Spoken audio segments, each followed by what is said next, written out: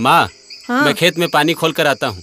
अरे टॉर्च तो लेता जा बेटा, रात का समय है। ऊंचे रबर के जूते पहन कर जा। अरे माँ, मैं यूं गया और यूं आया।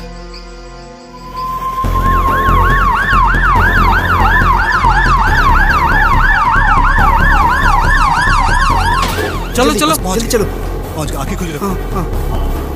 हरिया गया तो था खेत में, पर पहुंच गया अस्पताल। क्या हुआ उसके साथ, आइए देखते हैं।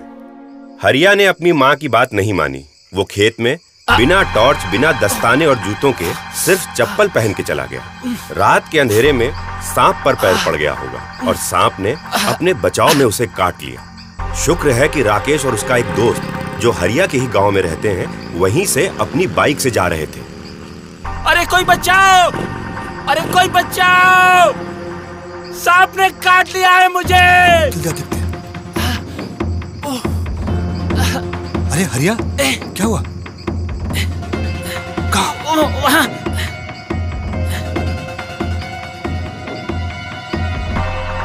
राकेश ने सांप को टॉर्च से देख लिया। राकेश ने देखा कि सांप अभी भी वहीं है और अपने जाने का रास्ता खोज रहा है। तभी राकेश हरिया को वहां से दूर ले गया ताकि सांप हरिया को दोबारा न काट सके। आराम से चलो चलो, जल्दी जल्दी संभालिए, आराम से पैर संभाल। अरे ये हरिया को क्या हुआ? अरे क्या हो गया है? ये चप्पल निकाल दो। निकाल के यहाँ कोई कपड़े से सांप की काटी हुई जगह को बांध दो। आप लोग पीछे आप लोग, इसका बेल्ट भी निकालना पड़ेगा। राकेश भैया, जख्म को ब्लेड से काट दो ताकि सांप का जहर शरीर से बाहर निकल जाए। अरे राकेश, खून चूसकर सांप का जहर बाहर निकालने की कोशिश करो। मैं जड़ी बूटी पीस कर लाऊं क्या? अरे हरिया को लेकर झाड़ फूक वाले के पास चलो। हाँ ले चलो। बिल्कुल नहीं। क्यों? बिल्कुल नहीं, ये सब करने से कोई फायदा नहीं होगा, बल्कि बात बिगड़ जाएगी। सांप काटने का इलाज सिर्फ अस्पताल में ही हो सकता है। हमें इस वक्त हरिया को सिर्फ अस्पताल लेकर जाना चाहिए। आप एम्बुलेंस बुलाइए। हाँ ठीक है। फोन करो।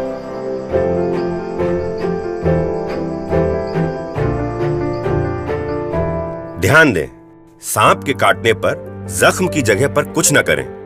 शरीर को कम से कम हिलाएं। ऐसा करने से जहर कम फैलता है। जो एक लकड़ी का फट्टा लेके आओ। बस एक लकड़ी के फट्टे से उस अंग को सहारा दें, जिससे कि वो अंग हिल न सके।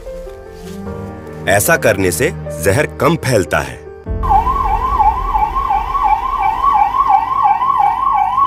राकेश ने बिल्कुल सही किया। लोगों की बात नहीं मानी और हरिया को अस्पताल ले आया।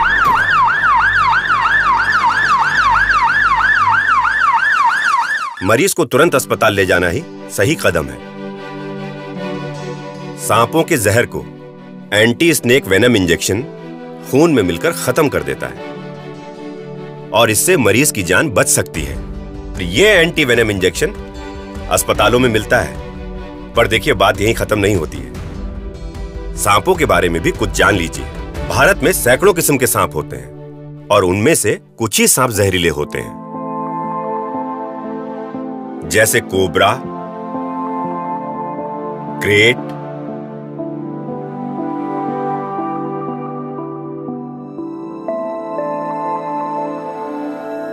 Saw scaled viper, Russell's wiper इत्यादि। हम सभी को ध्यान देना है कि सांप से हमारा सामना कम से कम हो, और इसके लिए क्या क्या सावधानियां हमें रखनी है, आइए देखते हैं। सांप चूहों के पीछे पीछे अक्सर घर में आ जाते हैं, इसीलिए चूहों के घर में घुसने के रास्ते बंद करें और बिल को तुरंत भर दें। इसी तरह मुर्गे मुर्गियों को घर से दूरी पर रखें।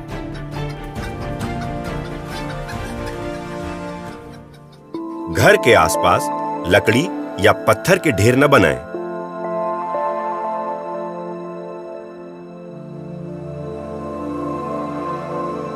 ढेर हैं तो वहां सावधानी से जाएं।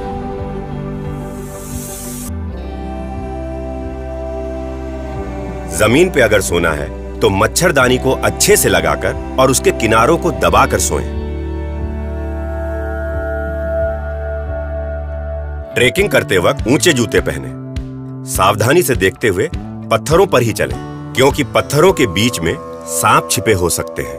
दिन हो या रात, अपने खेत में दस्ताने और ऊंचे जूते यानी बूट्स पहनकर ही जाएं। सांप के सामने आते ही हम घबरा जाते हैं। हम कुछ सोच नहीं पाते, तो सबसे पहले घबराएं नहीं और शांत रहें। कभी भी सांप को छूने की कोशिश न करें। सांप को जाने का रास्ता दें। अगर सांप काट ले तो उसे मारे नहीं, जाने दें। उसे नुकसान पहुंचाने की कोशिश न करें और मरीज को जल्द से जल्द अस्पताल पहुंचाएं।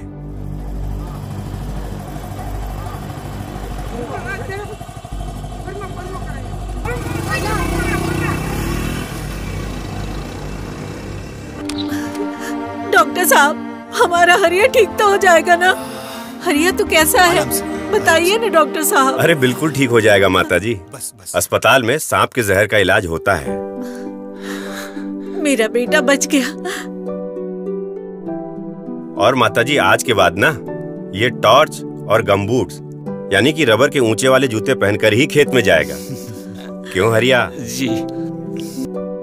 शुक्र है राकेश को सांप से संबंधित सारी जानकारियां थीं।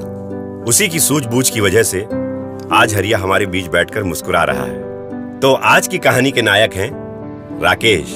आप भी सांप से संबंधित इन जानकारियों को लोगों तक पहुंचाएं और ऐसी ही किसी कहानी के हीरो बन जाएं।